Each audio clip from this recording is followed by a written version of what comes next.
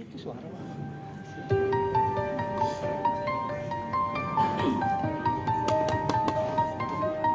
Polisi mengungkapkan modus dua tersangka dalam kasus longsor tambang Gunung Kuda, Desa Cipanas, Kecamatan Duku Puntang, Kabupaten Cirebon, Jawa Barat, yang menewaskan sejumlah pekerja.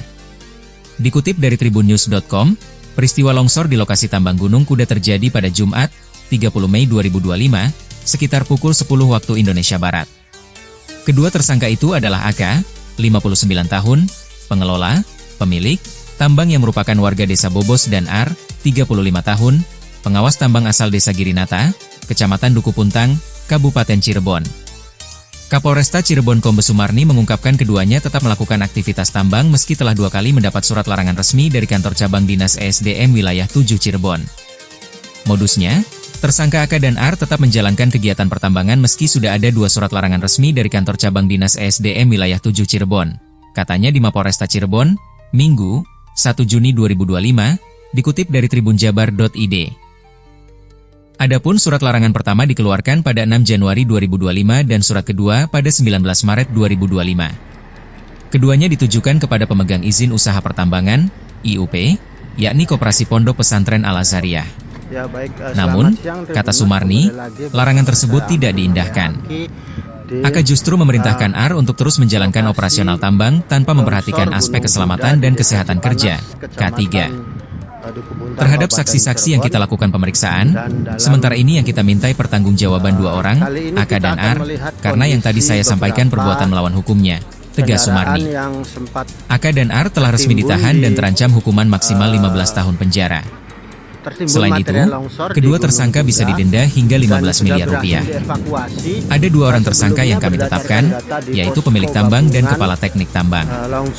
Keduanya sudah ditahan, ungkap Kombes Sumarni di RSUD Arjawinangun, Cirebon, Sabtu, 31 Mei 2025, dilansir tribunjabar.id.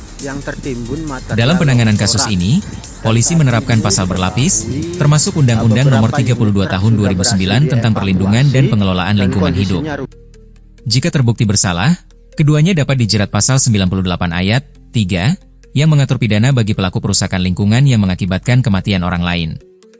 Ancaman hukumannya maksimal 15 tahun penjara dan denda maksimal 15 miliar rupiah.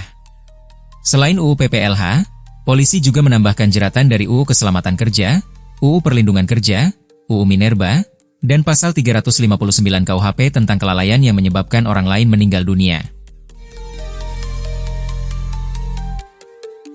Dari 25 juta, dan ibu nggak usah cemas untuk makan anak-anaknya ya. Nanti terhitung mulai bulan depan, bulan Juli, itu sudah... Gubernur Jawa Barat, Deddy Mulyadi, menggelar pertemuan bersama keluarga korban longsor tambang galian C Gunung Kuda, Cirebon, pada hari ini Senin, 2 Juni 2025.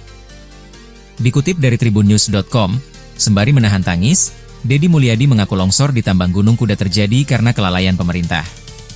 Sebab, menurutnya, pemerintah dan negara tidak hadir dalam memberikan tindakan nyata pada peristiwa yang menimbulkan korban jiwa. Untuk itu, Deddy Mulyadi sebagai Gubernur Jabar pun akan bertanggung jawab dalam membiayai sekolah dan kebutuhan anak-anak para korban longsor. Seluruh anak-anak yang di bawah umur baik yang sekolah maupun yang tidak sekolah semuanya menjadi tanggung jawab saya untuk makan dalam setiap harinya. Pak Sekda tolong dicatat, Kepala Dinas mencatatkan yang sekolah untuk tetap bersekolah. Yang SD tetap sekolah SD, yang masuk SMP masuk SMP, yang SMA masuk SMA nggak boleh putus sekolahnya dan semuanya menjadi tanggung jawab gubernur untuk makan dan pendidikannya, karena ini kelalaian kami. Kelalaian negara tidak hadir memberikan tindakan yang nyata terhadap sebuah peristiwa yang akan dan pada akhirnya menimbulkan korban jiwa, kata Deddy, dilansir Kompas TV, Senin. Lebih lanjut, Deddy meminta agar keluarga korban tidak perlu khawatir untuk biaya makan dan sekolah anak-anak mereka. Pasalnya, semua itu akan ditanggung oleh Deddy Mulyadi.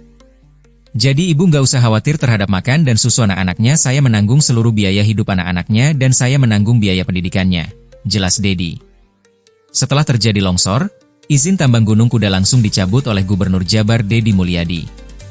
Hal ini disampaikan Deddy saat mengunjungi lokasi bencana pada Sabtu, 31 Mei 2025. Izin tambang dicabut karena buruknya standar keselamatan tambang dan peringatan yang diabaikan oleh pengelola. Cara kerjanya tidak memiliki standar keamanan sebagai pengelola tambang. Jadi, 3 tahun yang lalu sudah saya ingatkan, ujar Deddy Mulyadi kepada wartawan.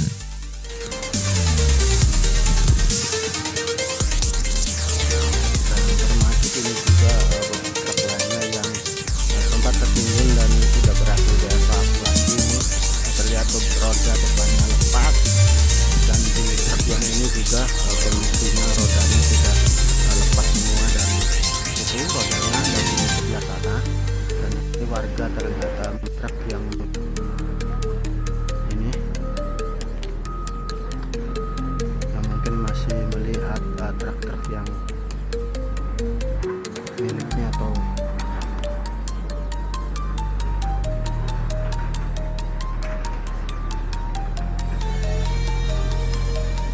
ini kondisi.